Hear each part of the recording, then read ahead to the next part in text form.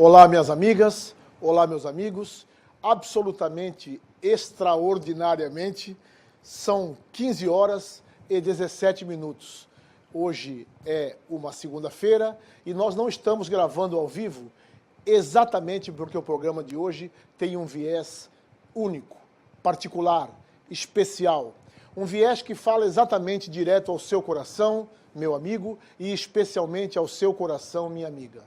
Nós vivemos um momento bastante importante da história do Brasil, esse sofrido país que nós amamos tanto, e nada mais importante do que discutirmos, sim, política. E, especialmente, discutirmos política com seres humanos que travaram uma batalha de uma vida em prol de uma política honesta, de um trabalho que possa dar a você a oportunidade de conhecer efetivamente propostas, opções, sonhos, mas todos eles baseados na história de uma vida.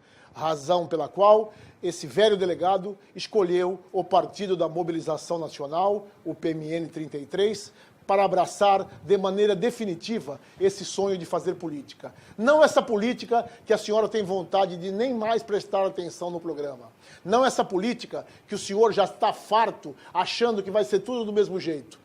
Eu venho hoje aqui pedir a sua atenção para que nós conheçamos a história de um partido sério, contada por alguém que faz parte dessa história e, muito mais do que isso, foi capaz de dar a essa história o colorido, o conteúdo, a galhardia e, especialmente, o suor que cada um de nós, brasileiras e brasileiros que sonhamos com um amanhã melhor, ansiamos e merecemos. Na nossa poltrona, no nosso coração, a presidente da Fundação Juscelino Kubitschek, que é a fundação do PMN 33, a tão querida de muita gente já, e tenho certeza que vocês, quando conhecerem, farão parte desse exército de loas a essa senhora especial, doutora Miriam Massalulo. Boa tarde, doutora Miriam. Boa tarde. Que privilégio ter a senhora aqui com a gente. Que honra estar aqui com você, né?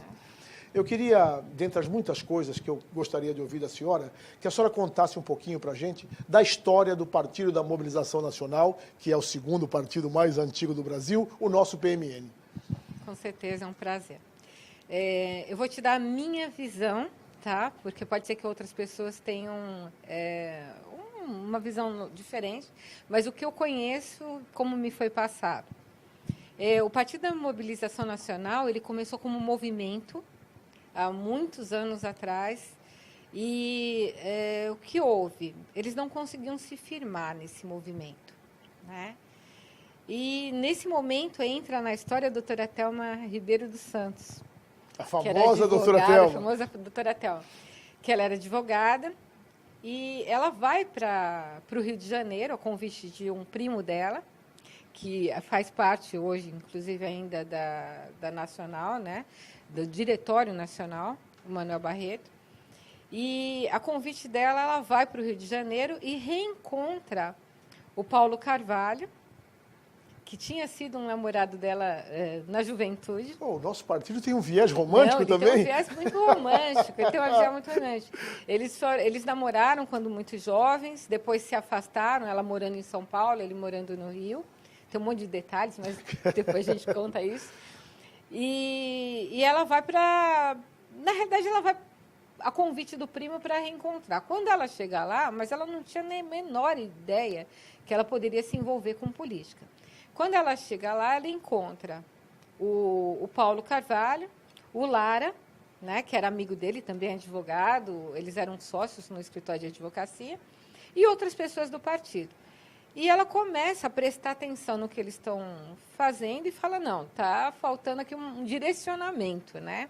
Uma praticidade. Eles tinham o olhar feminino. O olhar feminino. Eles tinham muitas ideias excelentes, né? Mas eles não estavam sabendo colocar isso de uma forma prática. Certo. E ela consegue fazer com que o partido saia do papel e se torne efetivamente uma legenda.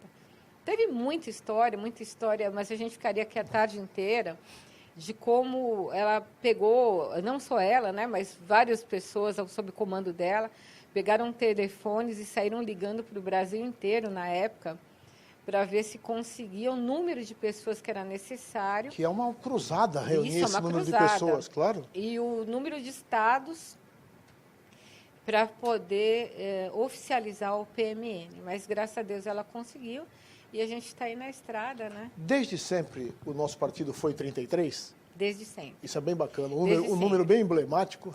Aconteceu uma coisa impressionante, né?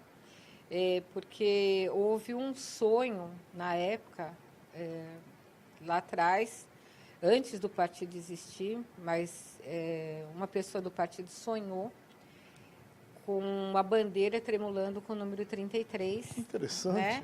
O nosso partido tem uma história poética, tem uma história como não? Poética.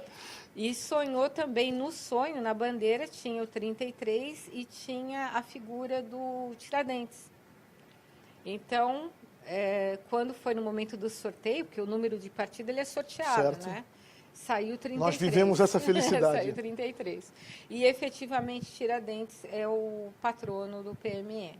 Para orgulho de todos nós, uma Sim, figura sim. que marcou a história do Brasil num movimento absolutamente progressista e renovador. Sim. E brasileiro da gema, né? Tentando salvaguardar o que é nosso. Lembrando que nós vivemos a alegria hoje de estar aqui acompanhando ao vivo essa gravação, a Aline Massarolo, minha colega da Comissão de Ética do partido, e a mamãe do doutora Miriam me contou que foi presidente da Juventude Nacional do PMN. Parabéns, Aline. Doutora Miriam, a senhora é a presidente da Fundação JK, que quem não está muito familiarizado, reza a Constituição que os partidos devem ter uma fundação para prestar serviços em nome do partido através da fundação. A senhora poderia explicar exatamente para a gente como funciona e qual é o alcance da Fundação JK? Ok. A fundação, só para fazer um parênteses, né? Antigamente existia um instituto, por isso que muita gente ainda fala instituto. Eu até fui escrever lá, quase escrevi instituto. Era uma outra, na realidade, era uma outra composição. Natureza jurídica, inclusive, né? Natureza jurídica, inclusive. Certo. Depois mudou a lei e teria que ser transformado numa fundação. Em vez de ser transformado, eu acho até que o instituto até existe até hoje, não foi fechado, se eu não me engano, tá? Porque não era imperioso que se fechasse o instituto, imperioso, dado a nova natureza jurídica. Certo. Daí foi aberta a fundação. Foi aberta aqui em São Paulo, no estado de São Paulo. Ah, desde a Gênese foi São Paulo? São Paulo. Certo. A fundação, sim. Certo. Ela responde para o Ministério Público de São Paulo. Certo. Mas ela tem um âmbito nacional, tá? Então, a fundação, ela serve ao partido na parte, principalmente, educacional. Tá? Esse é o viés primordial da fundação? Esse é o viés primordial da fundação. Que legal. É trabalhar com formação política, né? E formação social. O alcance vai além do espectro da política. Vai além do aspecto da política. Foi mais forte essa parte social no passado. Nós, desde que ela começou, nós trabalhávamos muito mais nesse aspecto social.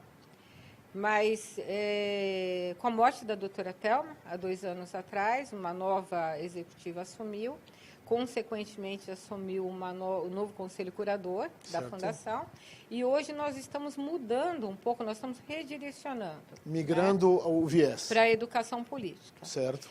Agora, por que é importante? Por mais que a parte social também seja, eu acredito nisso, por que é importante hoje também a gente trabalhar com formação política? Paulo, infelizmente, o que nós vemos são políticos despreparados. São políticos que eles acreditam que eles vão ter uma vida melhor sendo políticos. É horrível a gente falar isso, mas é verdade. Parece que concentram-se apenas no próprio umbigo. Exatamente. E nós não temos esse objetivo. Certo. O objetivo do PMN e da Fundação é criar políticos conscientes. Pessoas que entendam que tem que servir ao povo e não serem servidos pelo povo. Um minutinho, eu vou interromper, é indelicado, mas essa frase, anote aí, seu Franco, para ficar nos nossos anais. Políticos que entendam que precisam servir o povo e não serem servidos pelo povo. Doutora Miriam Massarolo, por favor.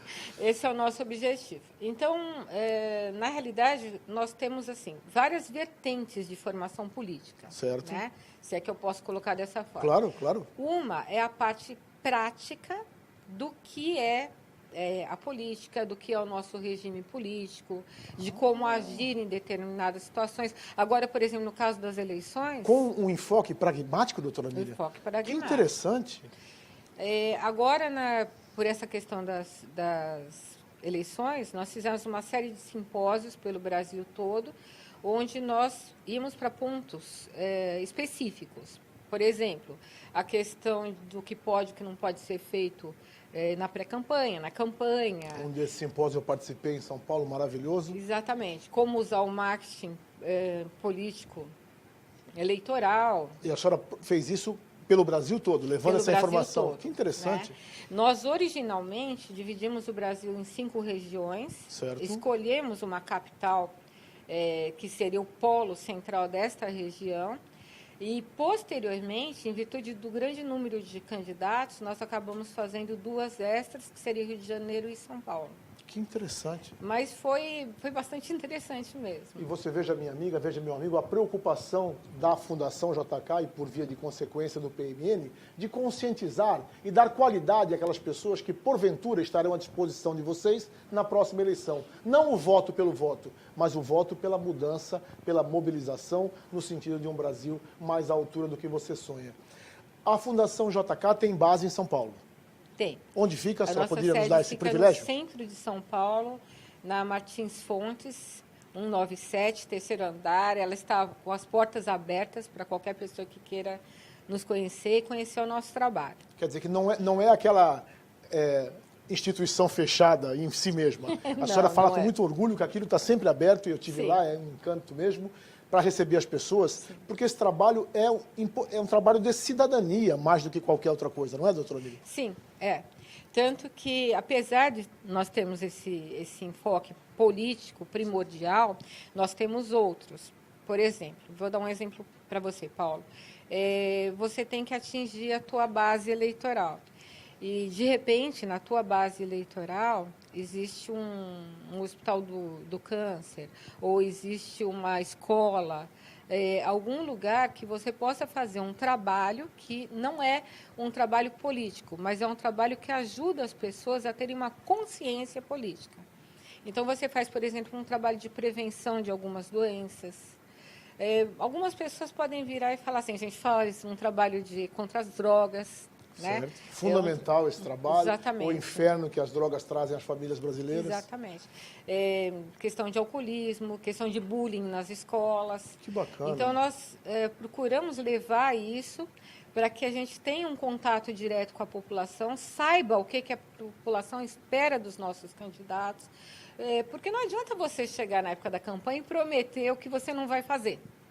Ou que você nem imagina o Nem que imagina é, nem como faz. pode resolver. Exatamente. Então, esse trabalho de formação em todas essas áreas também é importante.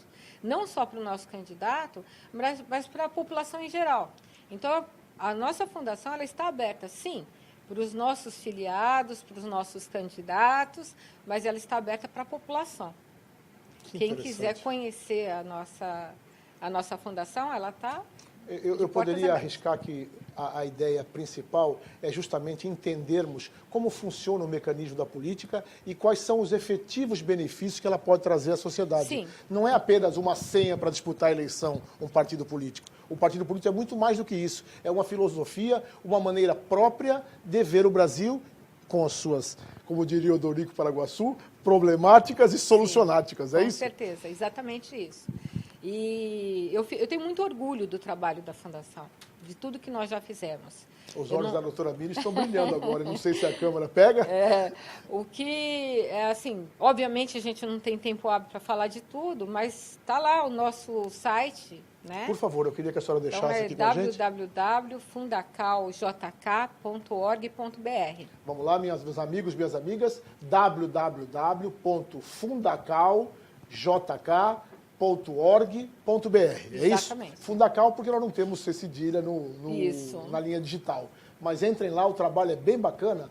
E a doutora Miriam é muito aberta a sugestões, hein? Se você tiver alguma ideia para colaborar, ela vai abraçar, tenho certeza. Diga mais, doutora Miriam. Não, vamos lá. Mais 2 palavrinhas sobre a Fundação JK. Qual é a sensação de, em sendo mulher, em sendo advogada, a senhora gerir algo que pode efetivamente trazer um benefício para a população? Eu acho sensacional. Eu sou uma apaixonada pela Fundação, né, pelo trabalho que nós fazemos lá. E, assim, a Fundação, junto com os departamentos do PMN, luta há muitos anos em várias searas.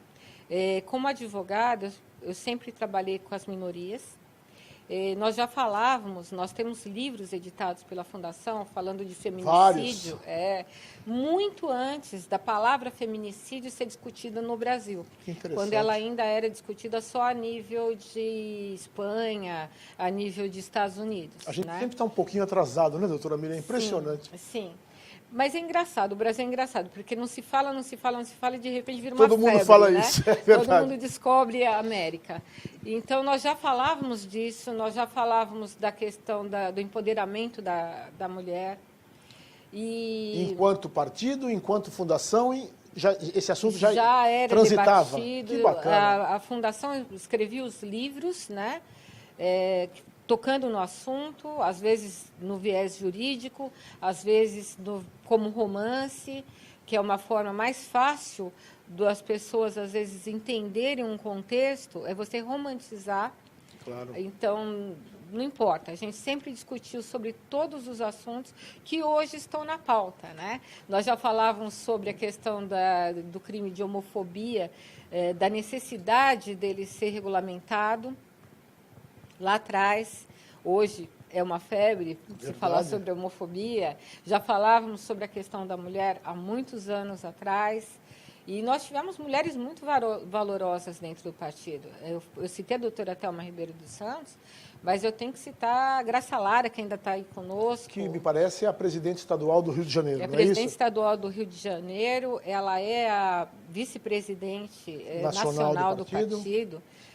Tinha a Leda Maria, que era uma advogada do Rio também, que já é falecida, infelizmente, mas ela foi esposa do presidente do partido, Oscar Noronha Filho, que foi presidente durante muitos anos do partido.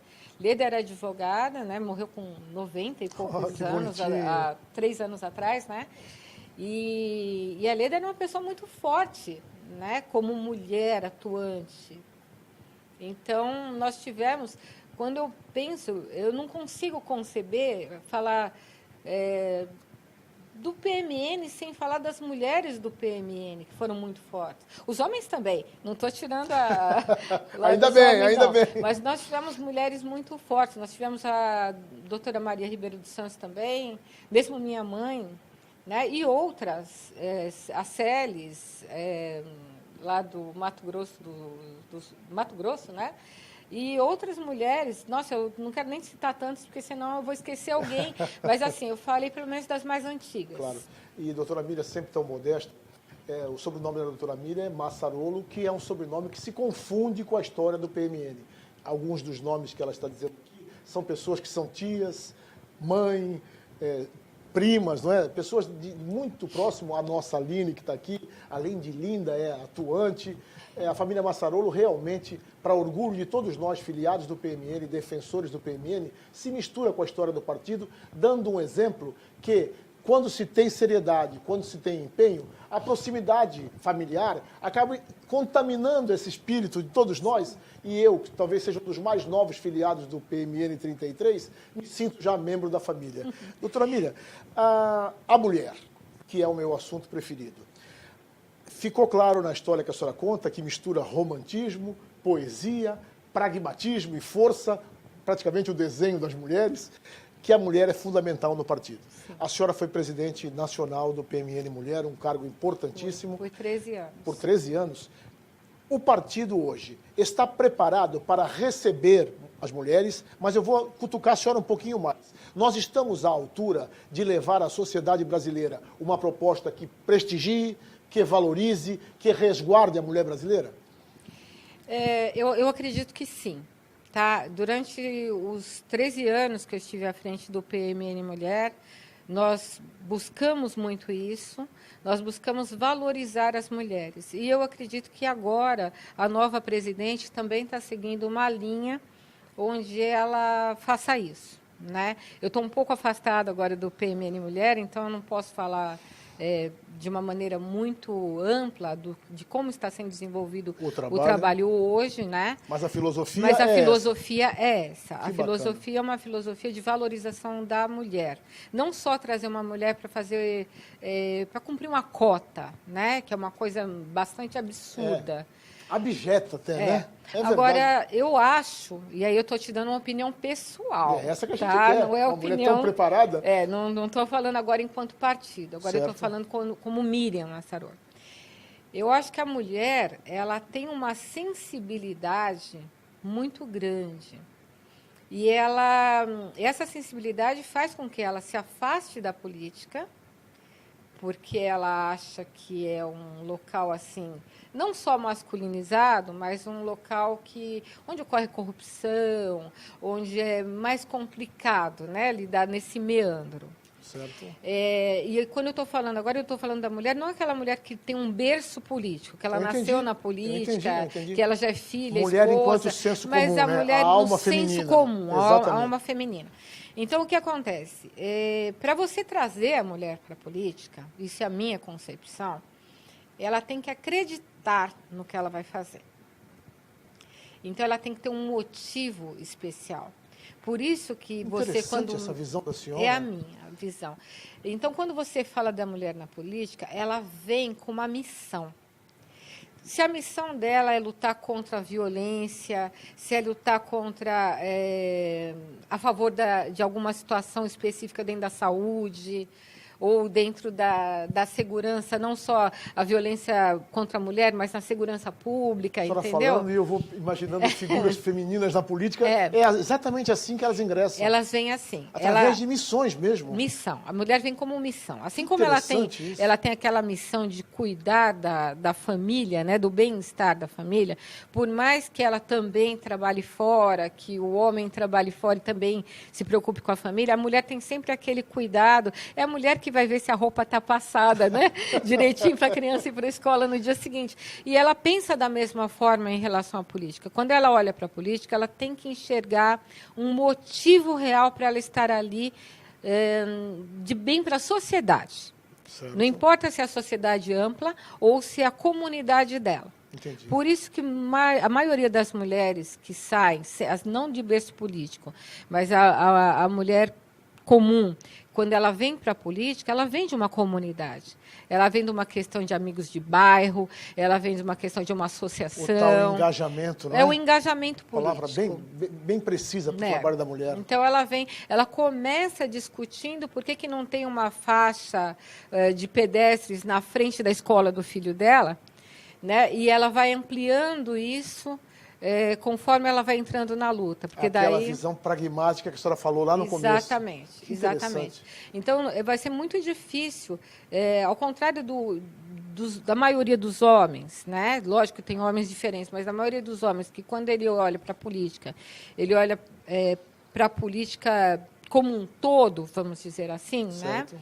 A mulher, ela vem com uma missão específica. E depois ela amplia essa missão. Esses horizontes. Isso. Tá, e eu vou lançar um outro desafio para a senhora.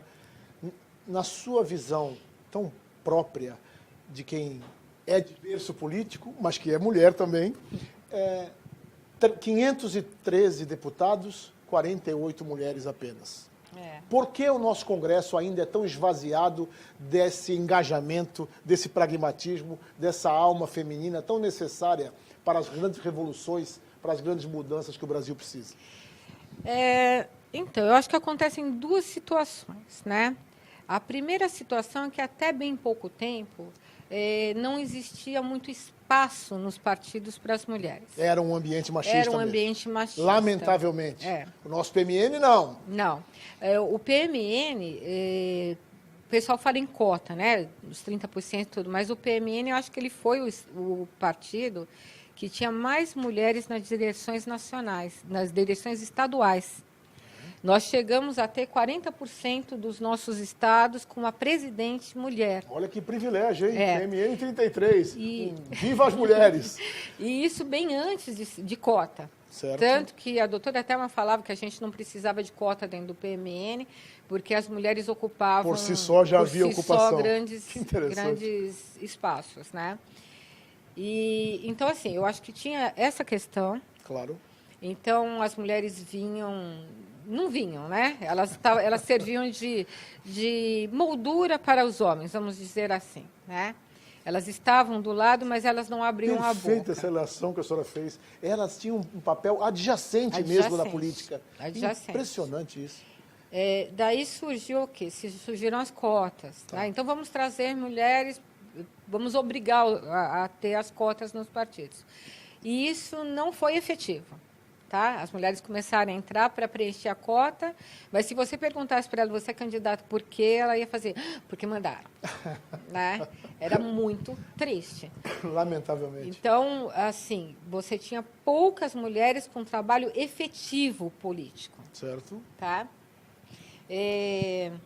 Então, a cota resolveu? Não, não resolveu. Agora, a justiça vai tentar algo além, né? Que as mulheres tenham efetivamente votos, que elas tenham uma campanha real e vão fiscalizar isso. Então, talvez haja uma melhora. Né? Quando a senhora fala que votos é porque a estrutura financeiro-partidária vai ser dividida com mais propriedade, né? Entre as mulheres e os homens. E vai parar essa coisa da mulher fake, né? De chegar lá e... tinha mulher, por exemplo... Você pegava uma mulher com 0 votos, daí falava assim, minha filha, mas nem você votou em você. Daí ela Pelo menos o dela. Não é? Daí ela falava assim, não, mas eu tô na base de fulano. Então, olha que interessante. Ela não era uma candidata real. Entendi. Ela tinha entrado para cumprir uma cota. Para dar um aspecto, entre aspas, de legalidade à chapa. De legalidade à chapa. Certo. Então, isso não pode acontecer.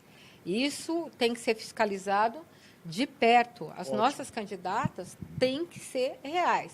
E dentro do PMN, elas são. Que bacana. Elas são. A senhora fala isso com orgulho, né? Eu falo.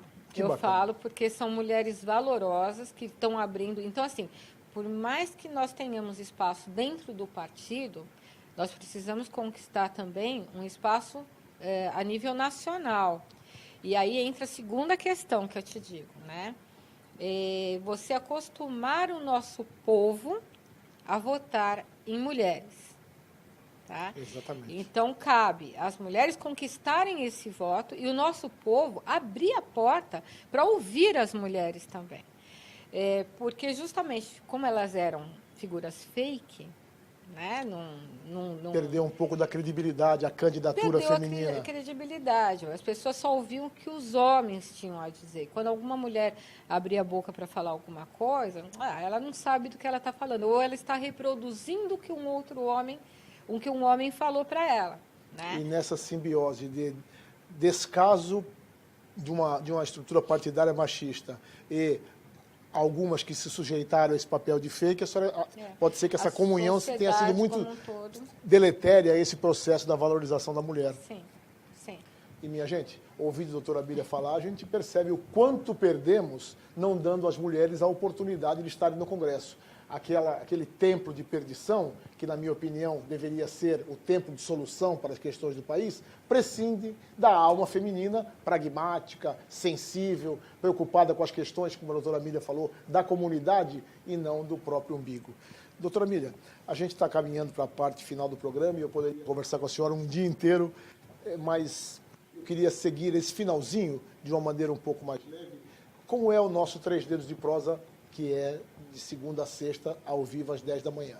A senhora me responderia algumas perguntinhas de cunho pessoal? Claro. Vamos lá. O que a doutora Mília não come de jeito nenhum? Carne. Não come carne? Não. Então não adianta convidar a senhora para uma churrascada, que a senhora não vai. Eu sou vegetariana. Vegetariana. A senhora é uma das mulheres mais elegantes que eu conheço. O que não pode faltar no guarda-roupa da doutora Mília? Eu acho que um pretinho básico. Verdade? Verdade. Essa, para mim, é uma surpresa. A senhora é um pretinho básico? É um pretinho básico, que dá para você usar desde com uma rasteirinha até com salto alto. Muito bem. A senhora é paulistana? Eu sou. Muito bem. São Paulo é um universo. Sim. Mas qual é o lugar que toca o coração da doutora Mília em São Paulo? O que a senhora acha mais bonito em São Paulo? Então, eu gosto muito do Jardim Botânico. Eu costumo muito ir com as crianças para o Jardim Botânico. Pela história, pelo clima, um lugar tranquilo, de paz, né? Eu gosto muito de ambientes assim. Eu nunca fui de baladas. Então Nunca foi? Não, eu nunca Verdade, fui de Aline? Mamãe balada. nunca foi? Não. Mas eu gosto muito de locais que você possa ter um contato com a natureza. Que bacana. A senhora viaja o Brasil todo e o mundo todo. Qual é o lugar mais fascinante que a senhora já teve? Eu vou falar que o Brasil, tem que ser o Brasil. E assim, eu gosto muito do Rio Grande do Norte. A senhora morou lá há muito tempo. Morei no Rio Grande do Norte. Temos vários web espectadores, eu aprendi ontem, que são do Rio Grande do Norte. Um beijo a todos vocês. Doutora Miriam esteve lá há muito tempo. E assim, as praias do Rio Grande do Norte, principalmente aquelas que ficam fora da cidade, as não urbanas, as mais selvagens, vamos dizer aqui, são belíssimas. São belíssimas. A senhora é uma jurisperita, uma mulher forjada na ciência jurídica. Qual é o direito que a senhora, a carreira dos vários direitos que mais toca o seu coração? Agora ficou difícil, porque eu tenho 3. Vamos lá, quais são os 3, então? Hoje em dia, até pelo trabalho que eu desempenho, o direito eleitoral ele é muito importante, porque ele difícil, é muito, né? difícil. Muito ele dinâmico, muda a cada 2 exatamente, anos. É impressionante. E assim, a gente fala muda a cada 2 anos, acabou de ter uma mudança, né? No próprio ano, 2 mudanças. Então é complicado. Eu gosto do direito civil, né? Porque eu gosto da área de família. Não me diga, isso é uma surpresa. A senhora gosta da área de família? Gosto. Tá. Quer dizer, eu não gosto do que acontece na área de família. Sim, mas eu gosto tese da jurídica, possibilidade de conciliação na área de família. Eu acho que, às vezes, as pessoas põem muita lenha na fogueira. Então, eu gosto da oportunidade de conversar com as famílias. E, às vezes, é tão fácil resolver um problema, né? Então, eu gosto dessa área também. Mas a minha primeira área, que foi a que eu me apaixonei na faculdade, quando eu fui fazer o exame da OAB, foi nessa área. A minha primeira pós-graduação foi nessa área. O meu doutorado em Direito é nessa área, é o Direito Penal. Não me diga? Eu ia chegar lá, ia perguntar. É o Direito Penal. Que bacana. O seu pai é delegado de polícia. Delegado. Isso para nós, delegados de polícia, para policiais como todo, é um privilégio. A senhora sempre teve contato com a polícia? Sempre. Para terminar nessa parte, para a senhora deixar uma mensagem, a gente está muito longe da segurança pública que nós merecemos, doutora Miriam? Estamos. E eu acho assim, por desvalorização do profissional da área, né? Eu acho que nós teríamos que ter uma polícia, e quando eu falo agora, eu não só da civil, que é uma que eu amo, né? Está no sangue. Está no sangue, mas assim, a polícia militar e mesmo as forças armadas, hoje em dia, o que eu visualizo é que está assim, mal equipada, é vista de uma forma negativa e de maneira injusta, porque se nós conseguimos andar nas ruas, é porque nós temos esses valorosos guardiões. E eu acho que eles deveriam ser efetivamente muito valorizados, terem salários melhores, condições melhores, planos melhores, entendeu? Mas, infelizmente, o nosso Brasil inteiro está desvalorizado. Eu estou falando dessa área porque você me perguntou. Claro. Mas, então, e é isso que eu espero dos políticos, é isso que eu espero desse ano de 2018, com essa eleição totalmente atípica, né? Onde as pessoas estão tão cansadas que eu espero que elas realmente parem, pensem antes de votar e elejam pessoas que queiram o bem do povo, o bem das nossas instituições, o bem das nossas famílias. Doutora Miriam, a senhora tem esperança no Brasil ainda? Eu acho que a esperança é a última que morre. Então, olhando no coração das nossas amigas e dos nossos amigos, a senhora que lida tão bem com as palavras, nos emociona quando fala, deixa uma mensagem de esperança, que é a tônica do nosso 3 Dedos de Prosa. Bom, falar de esperança, mas eu tenho que falar de também esforço, tá? Esperança não é só esperar que as coisas aconteçam. Esperança é também a questão da gente entender que nós temos que ir atrás, nos esforçar e buscar. E é isso, telespectadores, né? Ou web espectadores, que é melhor, do nosso querido Paulo aqui presente, que eu espero da nossa população esse ano. Que vocês não levem tanto em consideração campanhas milionárias, nem o que aparece na televisão, nem o que aparece nas mídias, mas que vocês tenham a capacidade de escolher o melhor para a nossa população e para o nosso Brasil. Se o nosso povo parar e entender a sua força, entender a força do voto, nós vamos ter um Brasil bem melhor, com toda certeza. Não poderíamos fechar o programa com uma mensagem mais contundente e mais doce, de uma mulher que faz das palavras uma lança em defesa dos objetivos e dos sonhos que ela tem para todos nós, mas de uma mão doce a afagar, a explicar, nessa mulher que tem por característica esse estilo professoral, uma garra leonina e um sonho de um Brasil melhor, um Brasil à altura da sua família, da minha família e, naturalmente, dessa família que se mistura com o PMN 33, a família Massarolo. 3 dedos de prosa com Paulo de la Rosa, o delegado poeta. Que pétalas de rosas cubram os seus caminhos.